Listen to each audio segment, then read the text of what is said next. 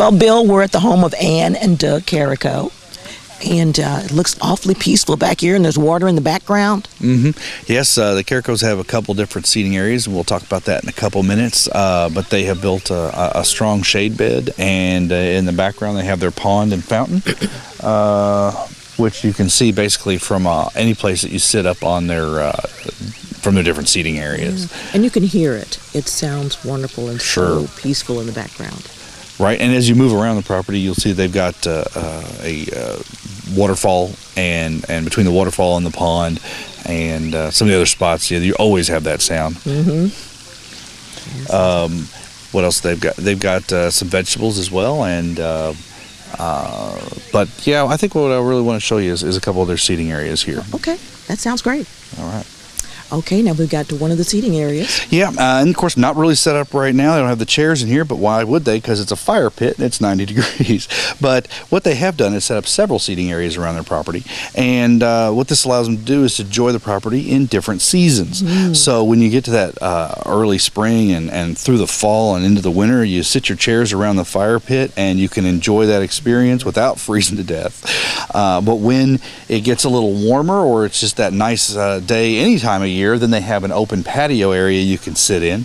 And when it gets real hot and the bugs are out, you can put a fan on you and sit in the screened-in porch. But in any case, you can be spending your time with the fresh air, with the sound of the fountain and the waterfall, and basically taking part in the outdoors, even when maybe conditions aren't optimal. It just sort of expands your season. So if you have the space, don't think about necessarily just putting out a space for a table and some chairs. Think about how you can arrange the area so that you can use it in multiple seasons. Okay, and they have different levels as well. They've got the first level here, and then they go up a level, and then you go up another level. So they've used a lot. They've put their space to use. Sure, because they were on a hill, right? So you could approach that a couple ways. You can just again stay with one area to sit, but they went another couple steps. They built a little wall out of landscape stones, and they filled it in with some gravel here, and they made a fire pit. So they kind of terraced it off, and then they did a little more construction there to make a couple levels to the deck. But you're exactly right. It offsets those different locations in another way. And I know we've talked about rooms in the past in your landscape, and this is a great example of the room isn't just about where the plantings are in that, but it's where the hardscape is. It's where you spend different seasons, and that's a really well thought out plan they've got here. Yes, it is. Wow. A lot of greenery here with the bedding plants here. Yep, that's their shade bed, and of course we're at the spot of the day that picks up the most sun. So whenever you have a bed that's mostly shaded, but it can get a little sun, it does expand the plants you can have in there. They've been fairly conservative. They're going with just a few larger plants. That's much easier to weed around, much easier to maintain, and for the scale of the garden that they've got, it's the perfect size.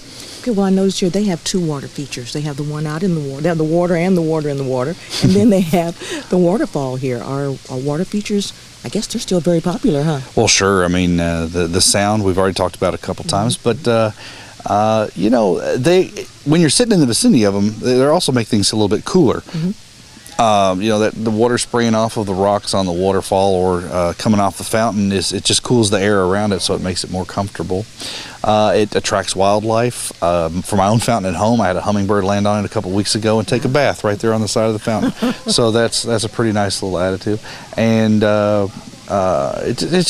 it's another way on their waterfall, especially to take advantage of that hill. If you've got a hill there and it's already going to be sort of a challenge to maybe plant all the way down it, then you can split it up with that waterfall and you get all kinds of benefit. Yes, indeed. This is very nice. Yes, it is. Yeah, we're with Ann and Doug Carrico here in Bardstown on our garden tour. Thank you so much for having us today. Well, it's nice to be here. Thank you for coming. Yeah. Tell us a little bit what you got going on here. Okay, well, one of the things that we have done, we were in the garden show in 2013. And so one of the things after we had grandchildren, we wanted to do was put in an area that they would enjoy. So we took part of our yard and added a grandchild part, right? So we put in a play set in the back, and we put in a pool area. So to do that, we had to remove a lot of landscaping and put in more hardscape, right?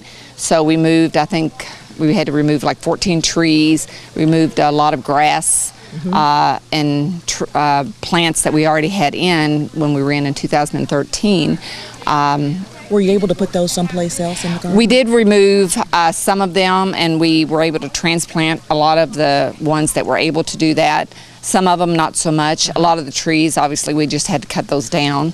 But some of them were to the point they needed to be cut down. They were hollow on the inside anyway because they were so old. So it was probably best that they were coming down anyway. So we did do that. And now, how long did all this take?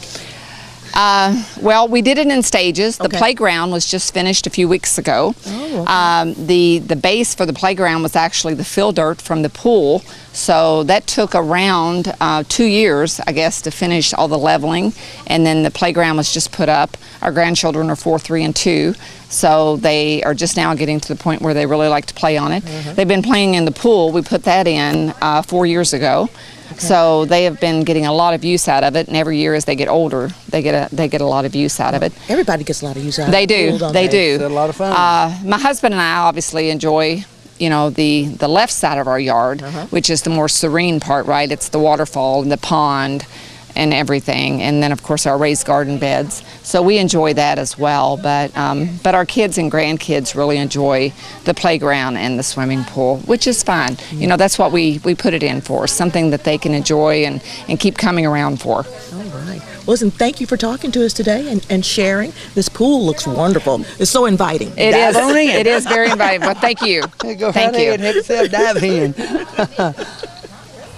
Okay, Bill, where are we now?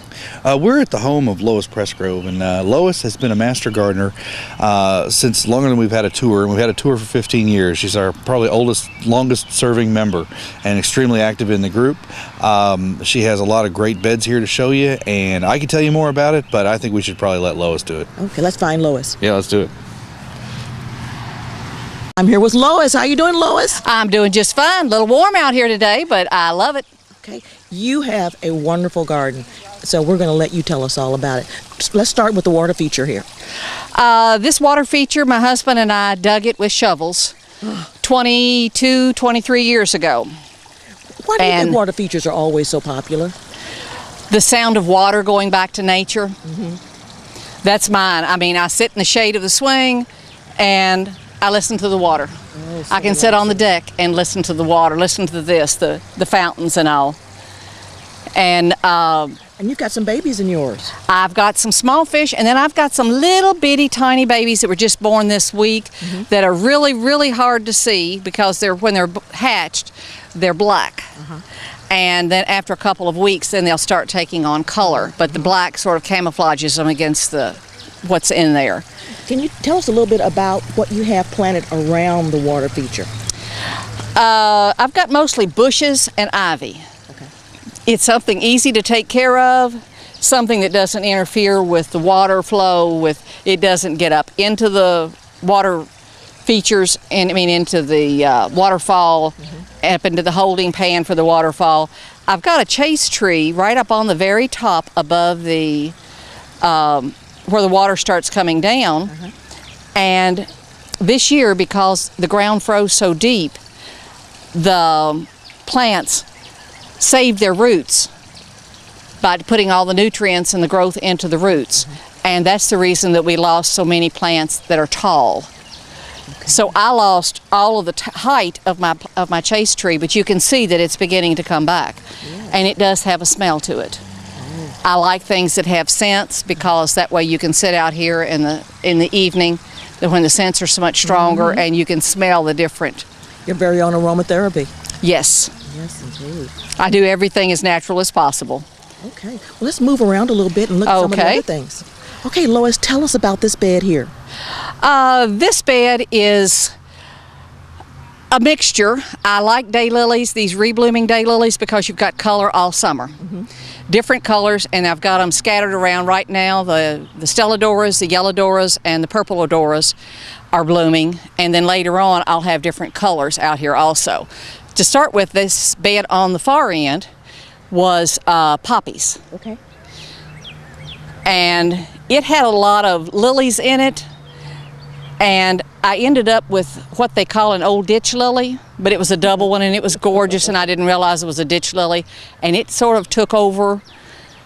And so this year I have, in fact in the last month, I have dug all of that out and replaced it with drift roses. Oh. And in the center I took out a large holly bush that was as tall as the bush that's in there now, and I put a quick fire hydrangea tree. Ooh. And the quick fire is one that starts out with white blooms, and then they start turning pink, and then they'll start turning a hot pink, all the same bloom. Mm-hmm. And this end down here, it still has some of the ditch lilies in it, but it also has some yellow lilies in it that I really like. So I'm waiting until they start blooming, and then I'll pull the ditch lilies out and leave the yellow ones. Well, I noticed you have some garden art as well out here. I'm a garden art, that is my thing. That's your thing. How do you choose your pieces, or you just see something that strikes your fancy? If it strikes my fancy, I get it and I bring it home and I walk around the backyard until I find some place to put it. The circle ones up there are whiskey barrel stays, or whiskey barrel hoops that we have put rebar in them and attached it so that I've got 2 of those in the garden, and the pineapple on top is just a finial that I bought at the lumber store. So and screwed it on the top. Very good. But I do some of my own. I've done all of the stepping stones that are down through there. But I really like I just love flowers. Okay. And in fact, I've gotten to the place where I can go into some of the local greenhouses and they'll say, I've got a plant over here that bet you haven't seen it yet. And if it's the case and I like it, I buy it. All right. Let's move over here toward the fence. Well, Lois, we're in the gazebo, and it is so nice. It's a whole lot cooler back here than it is out there in that sun. Mm-hmm.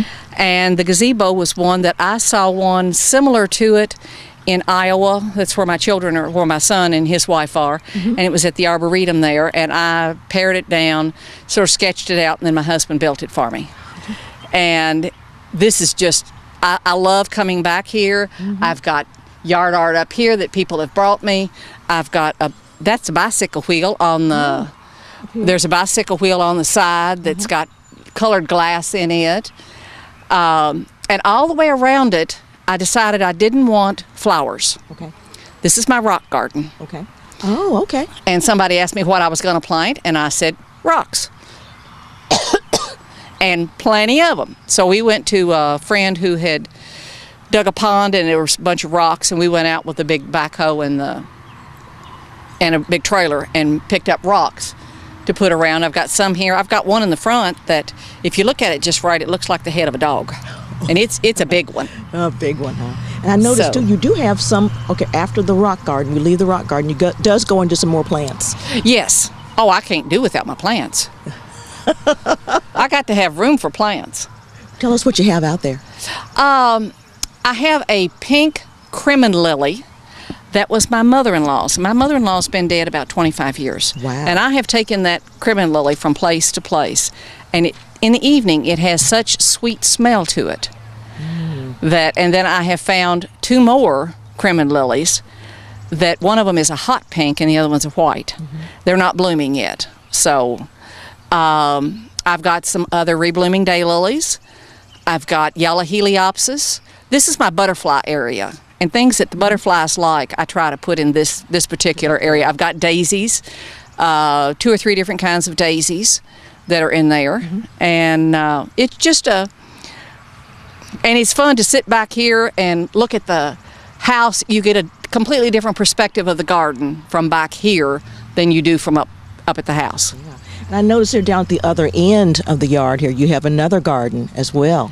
I have our vegetable gardens over there, and my husband has built a fence around it to keep the rabbits from eating my tomato plants down and to keep my green beans. And so we've opened it up on both ends so people can go around it today.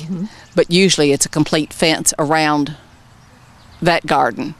And then there's more flowers on up, and I have started going with some bushes in the back section, and then the walkway, and then flowers out front with maybe a bush. I'm finding that the older you get, the less you want to bend and pull weeds. And with the bushes, you don't have to pull as many weeds.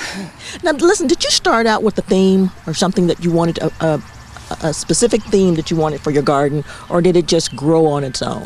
It just grew on its own. Okay. And one year, well, this was all flat when we moved here. I mean, there was not a hill, there was not a mound anywhere, it was all flat. And here at the gazebo, there was rock, just pebbles, and a doghouse. And that didn't suit me, so we got rid of that. And I originally planted bushes back here, and then I didn't like that, so I've moved them or gotten rid of them. And in the 21, 22 years we've been here, it's evolved a number of times. Okay. Now, as a master gardener, has that influenced you any?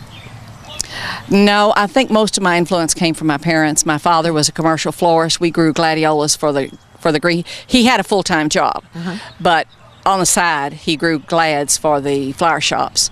He also grew dahlias.